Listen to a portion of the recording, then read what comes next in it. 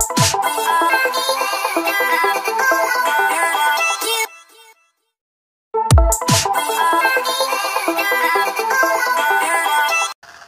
আলাইকুম। রোজ হ্যান্ডিক্রাফটে সবাইকে স্বাগতম জানিয়ে আজকের পর্ব শুরু করছি। আজকে আমরা শিখব সিল্ক বাটিক। অনেকের অনুরোধ ছিল সিল্ক বাটিক দেখানোর জন্য, তো সেই জন্য আজকের পর্বটা করা। তো সিল্ক বাটিকের জন্য আমাদের প্রয়োজন হবে সিল্ক কাপড়।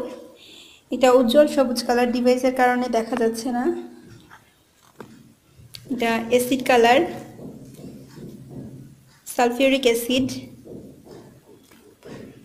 ডাইস, রং গুলানোর পাত্র, সাদা মোম, লাল মোম, রজন এবং তুলি এবং মোম গুলানোর জন্য একটা পাত্র। তো এই উপকরণগুলো দিয়ে আমাদের সিল্ক বাটিক হয়ে যাবে। তো সিল্ক বাটিকের জন্য 1 গজ কাপড়ের জন্য আপনার মোম লাগবে 60 গ্রাম, লাল মোম 30 গ্রাম এবং রজন 8 বা 10 গ্রাম। আর 1 গজ কাপড়ের জন্য অ্যাসিড ডাই করার ক্ষেত্রে যতগুলো কালার করতে চান সেই অনুযায়ী কালার নেবেন।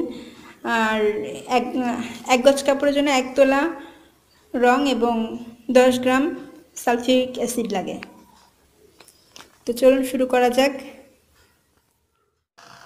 সিল্ক বাটিক করার ক্ষেত্রে মনে রাখতে হবে, কালারটা যদি আপনি পার্মানেন্ট করতে চান বা কালারটা ফিক্সড করার জন্য আপনাকে লবণ অথবা ফিটকিরির পানিতে কাপড়টা ভিজিয়ে নিতে হবে ডাইং করার আগে। তো আমি এখানে কিছু পানি নিয়েছি। আমি ফিটকিরি গজ প্রতি 10 গ্রাম হলেই চলবে।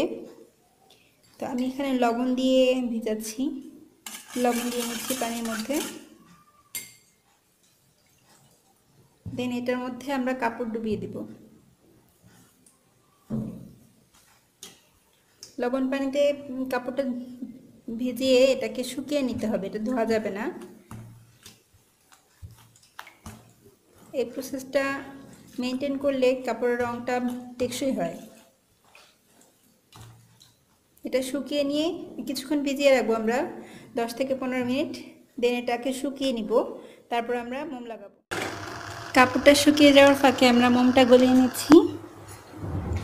তো মোমের পরিমাণটা হবে সাদা মোম যতটুকু নিব তার অর্ধেক নিব লাল মোম এবং তারও অর্ধেক নিব রজন। তো এটা ভালো মতো চুলায় জাল করে গলিয়ে নিতে হবে।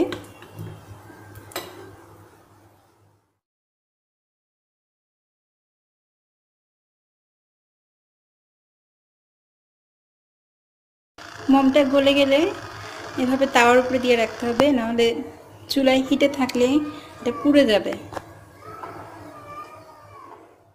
দেন আমরা যেখানে কাজ করব একটু পেপার বিছিয়ে নিব, পেপারের উপর কাপড়টা বিছিয়ে নিব।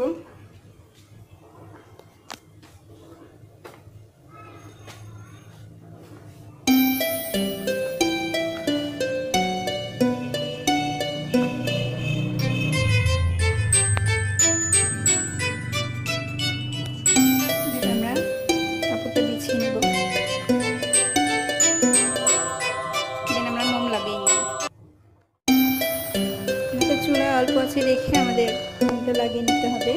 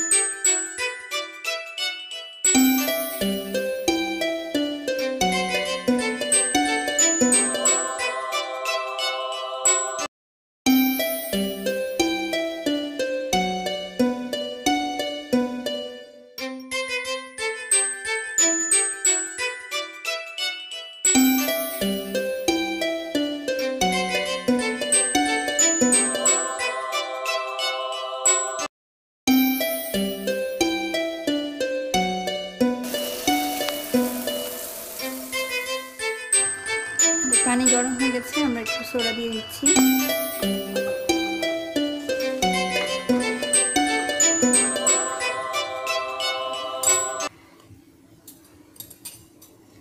এবার কাপড়টা দিয়ে দিব।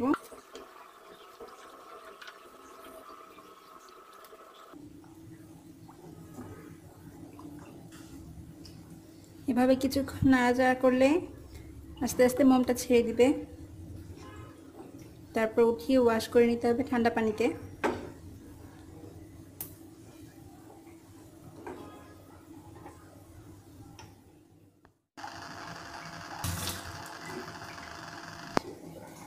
আমরা বুঝতে পারছি আমাদের মোম ছেড়ে দিয়েছে। এবার এটা তুলে নিব।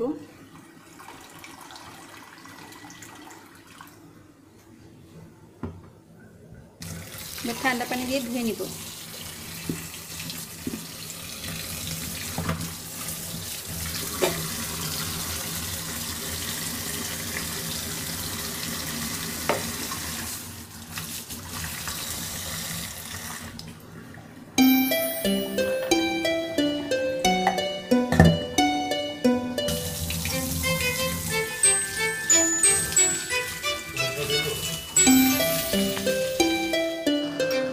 গরম পানিতে আমি কিছু সাবান, সামান্য সোডা দিয়ে দিয়েছি।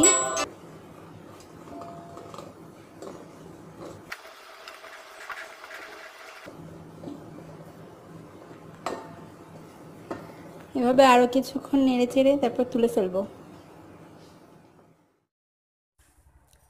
আমাদের ওয়াশ করা কমপ্লিট।